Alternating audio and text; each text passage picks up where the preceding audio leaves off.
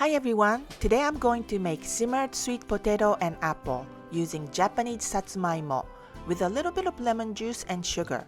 It's a simple fall side dish.